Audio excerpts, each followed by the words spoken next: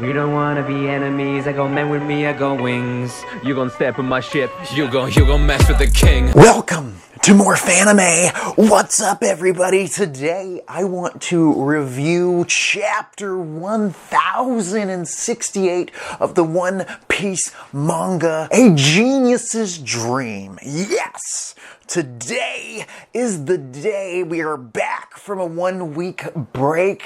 There will be no break next week, which is always good to hear. It does seem like Oda's on this roll of like 3 chapters and then a break, and then 3 chapters and then a break. We'll have to see if Christmas has any effect on these chapters this month.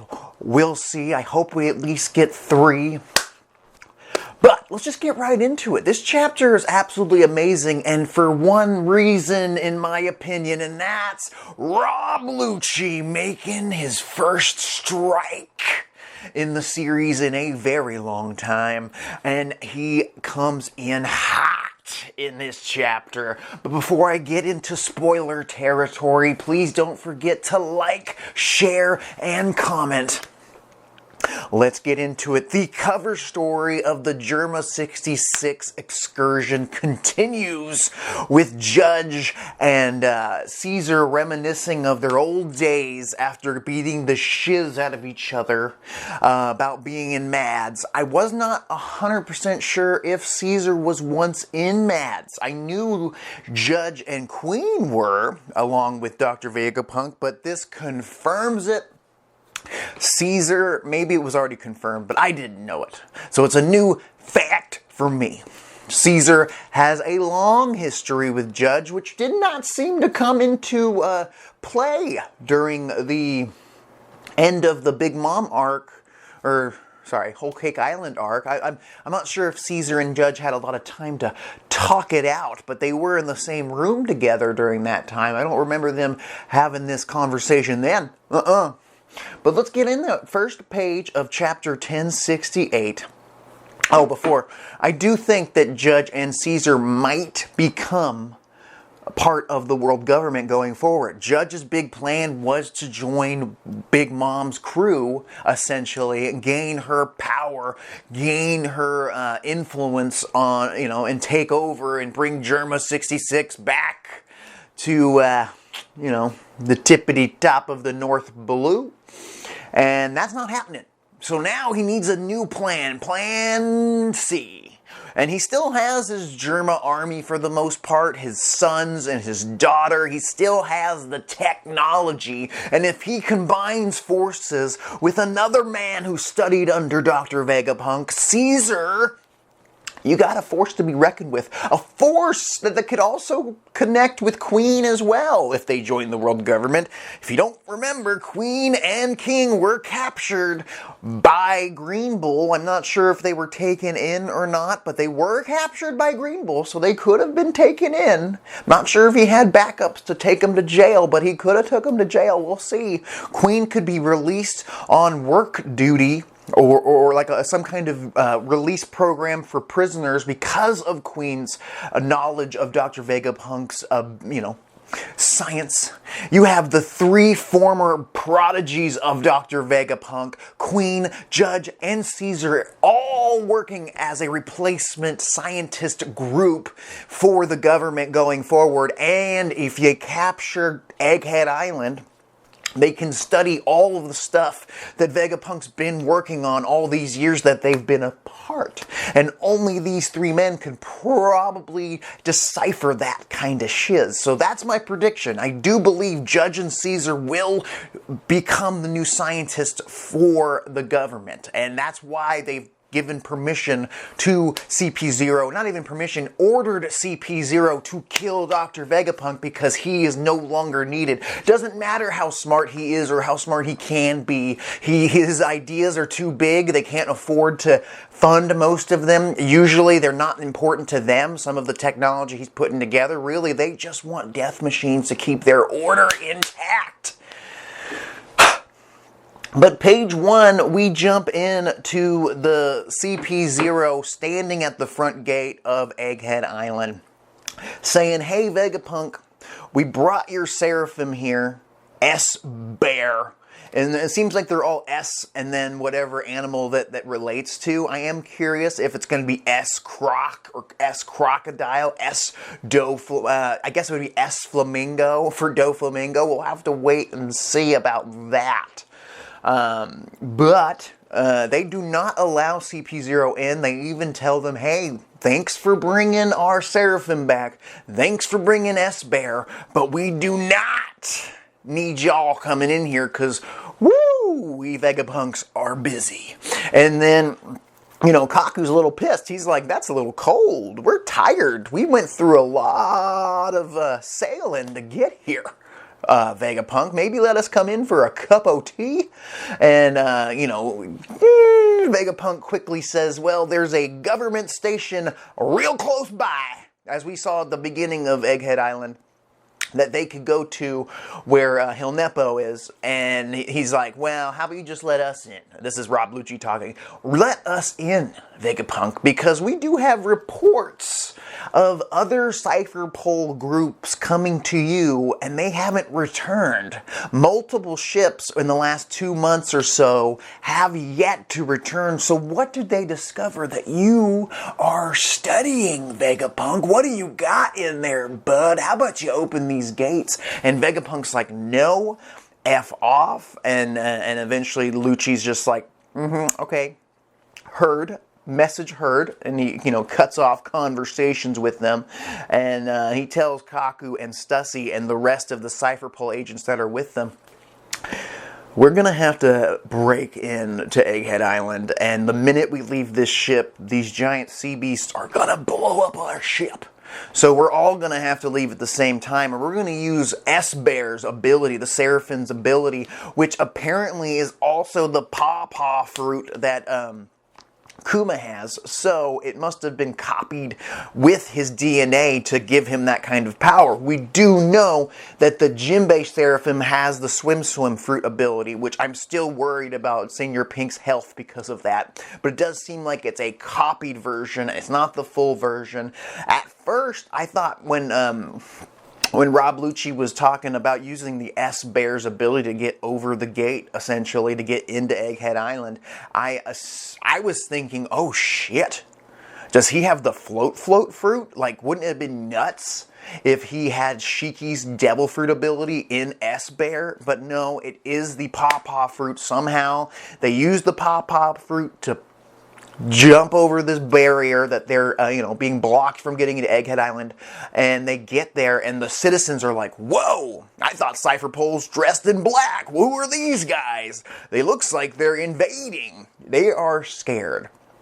Atlas of the Vegapunks comes in hot with a big punch of doom into our boy Lucci, but then Lucci, without even thinking twice, comes in with one of his ultimate 10-finger pistol attack thingies and blows her face off. Very reminiscent of Whitebeard when he lost half of his face.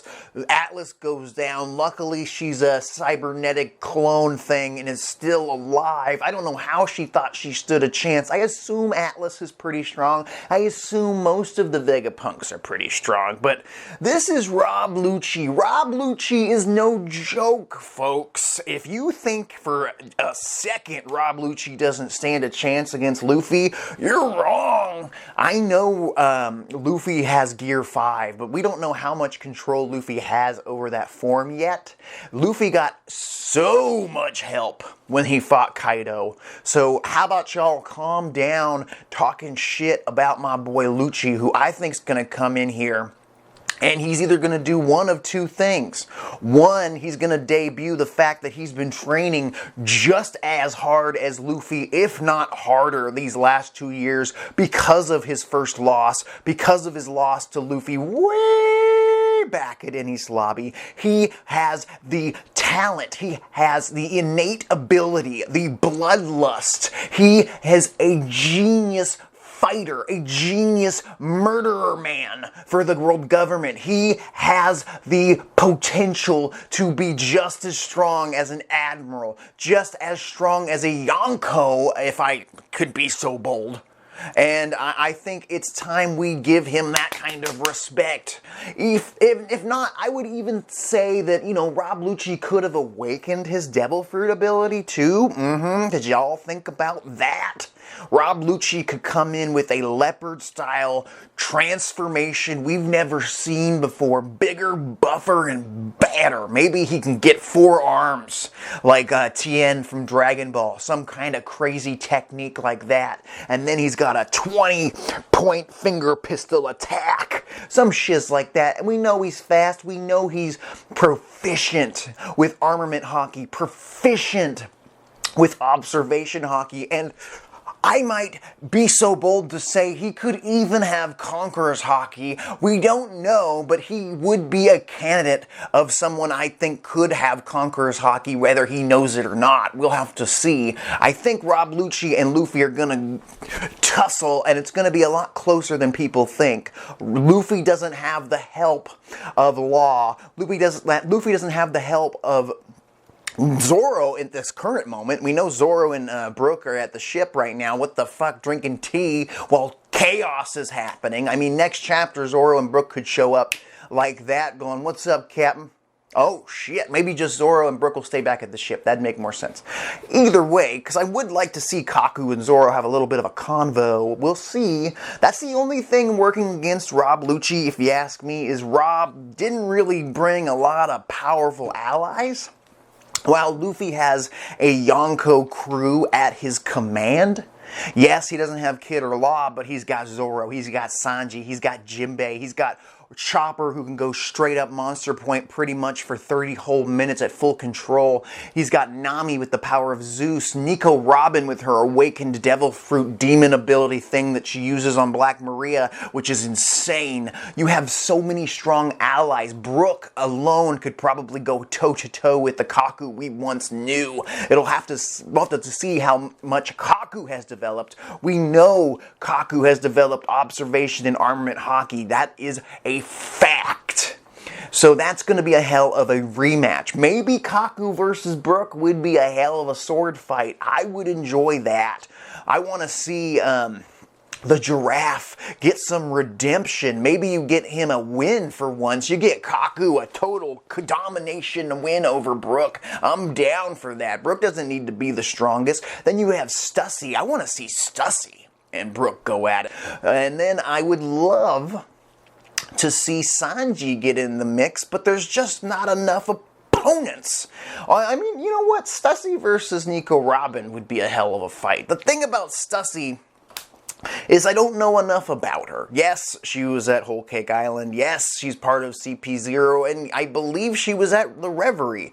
But I do not know much about her. I am not connected with Stussy like I am with Kaku and Rob Lucci. That's one of the reasons I wish Jabra or Bluno or Caulifla were with the groups. Bandam, I wish was here so I could see him get his back broken again by Nico Robin. But he's not here. It's obvious that he's not here.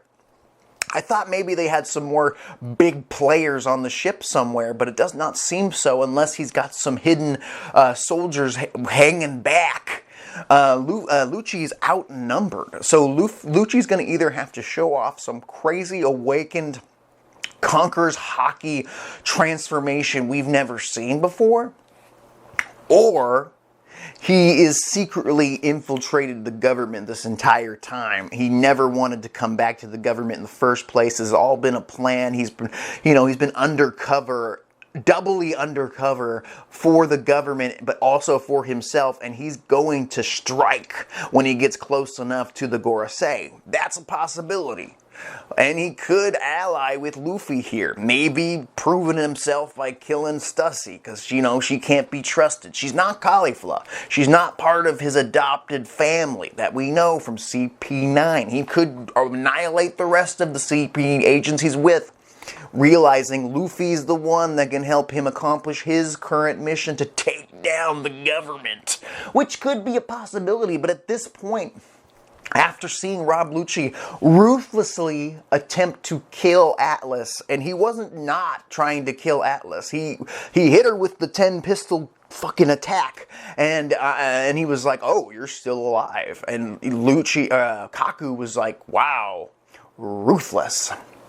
So after Rob Lucci takes out Atlas, you get to see the rest of the crew. They're going, shit, I hate Rob Lucci. I hate that big-nosed guy. And Usopp's like, whoa, I meant Kaku, the other big-nosed guy. Oh, okay. And they're just watching from the monitor, you know, getting ready to go to war. You see Dr. Vegapunk #1, is it Shaka? Regardless, I think it's Shaka. Dr. Vegapunk #1's like, Atlas, what are you doing? You don't stand a chance. Shit, things are going down. Okay, activate Prometheus, activate S-Bear, or S-Snake, S-Hawk, and S... God, there was one more. Oh, I think it was the Jinbei one. S-Shark. Activate them and give full control to these 3 Seraphim to Sentomaru? Of all people? Sentomaru? We haven't seen Sentomaru since the return to Sabaody, if I'm correct. Please comment down below and let me know if I'm correct, because I'm pretty sure about that. And now Sentomaru is being brought back to the story. Yes, Sentomaru has some deep connections to Vegapunk. Maybe we find out Sentomaru is actually Luffy's adopted brother.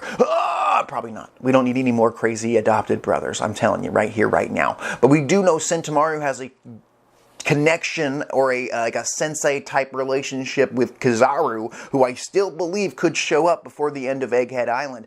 Kizaru, you know, his ability, the little laser beams out of the hands of the pacifistas, that's still active in the Sephiroth. So there's a reason he gave his specific light fruit, devil fruit ability to Vegapunk to duplicate in these Sephiroth. And we don't even know if these Sephiroth have multiple, or Sephir, I don't know how to say it, the S robots. I don't know if they have multiple devil fruit abilities. Some of the original from the original versions of themselves, and additions like the Swim's fruit. We'll have to wait and see.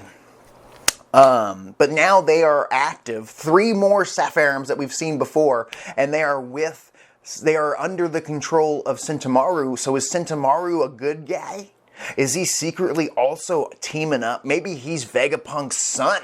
You ever think of that?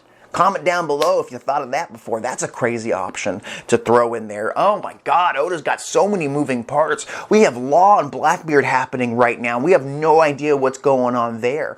Zoro and Brook, as mentioned, are at the ship. We have, Pudding captured by Blackbeard. Shit, guys, Kuzan is part of Blackbeard's crew, and we only know little about that as well. So many characters are in play. Doflamingo might have broken out of Impel Down over the time they were in Wano. We don't know. Last time we saw Doflamingo, he's gonna get assassinated by the government. I doubt he got killed off screen. Kobe, there's just so much happening. Boa Hancock's island raided by the government. All these things have happened, and we're not getting the information we need from these chapters because there's so much Oda has to tell us here at Egghead Island. So Luffy agrees to take Vegapunk off the island. He did not seem interested in Vegapunk's story, really, of giving the whole world unlimited energy. Something that here in the real world we'd love to have is unlimited energy. Wars have been fought for fuels in our world and in the One Piece world, as said by Jinbei, I believe, and he believes as well, if we could get unlimited energy, we could stop all conflict in the near future, and that is one of Vegapunk's main goals, to stop wars. And Luffy's like, you know what, Vegapunk? I like the size of your head. It's weird. Or the apple thing on your head, because it's not giant anymore, but your head's weird, and I'm going to let you come with us. You're going to hop on the ship. You're not a part of this crew, though. I want that to be clear. But we'll help you out because I like the craziness of your head. And Chopper's like, is that the qualifications for helping people, Luffy? So Vegapunk teleports away. He's like, all right, I'll see you over there. I can't remember exactly where, like a tower or some shit, an elevator. Luffy's like, okay, I'm gonna grab Bonnie. He grabs Bonnie. Come on, Jinbei. Come on, Chopper. Let's skedaddle. Bonnie's still passed out from the whole bug scenario. They take off. We jump back to New Kama Island with Ivankov, with current Bartholomew Kuma, who is being repaired, and he's running away from the government for some, or not the government, the revolutionaries for some reason, and he uses his pawpaw fruit to pop out of that area, somewhere we don't know. He popped away, but I truly did not even think about the idea that he could use his pawpaw fruit to escape, because he starts running at the end of the last chapter, and I'm like, where's he gonna go? To the shore? He can't swim. He's got a devil fruit ability. Of course, he's gonna use his devil fruit ability. It's essentially a crazy teleportation ability, a hyper movement. So the pawpaw fruit got used 2 times in this chapter by 2 different Kumas.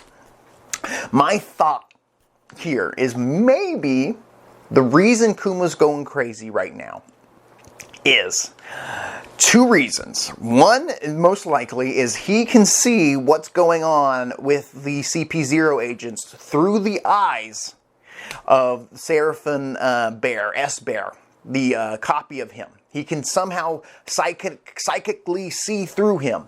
And he could see Rob Lucci say these words, last chapter, I believe, oh, Jewelry Bonnie's here? Yeah, let's kill her. Let's erase her. Let's delete Jewelry Bonnie. And that's Kuma's daughter. And as soon as he heard that, as soon as he hears that Jewelry Bonnie's in danger, that's when Kuma's, consciousness comes back. Maybe there was like a failsafe that Vegapunk put into him, and he's like, I need to save Bonnie.